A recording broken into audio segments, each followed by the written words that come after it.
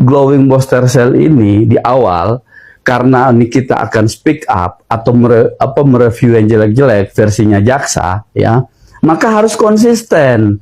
Itu harus konsisten sampai kepada tuntutan, ya. Jangan tiba-tiba dalam tuntutan dirubahlah alat itu, yang tadinya alatnya adalah mulutnya Nikita yang akan berspeak up di media soal itu, tapi tiba-tiba hari ini dirubah menjadi bukti pembelian nota glowing booster cell. Nah, itu yang menjadi poin penting dalam surat tuntutan nanti. Di pembelaan kita nanti. Oke, Bang. Tapi ada kejanggalan di mana sih, Bang? Hingga tuntutan kok bisa sampai 11 tahun? Ya. Yang pertama begini ya. Kejanggalannya itu sebenarnya kita bisa lihatlah ya. Saya mau katakan kenapa ini menjadi sebuah kejanggalan ya. Coba saya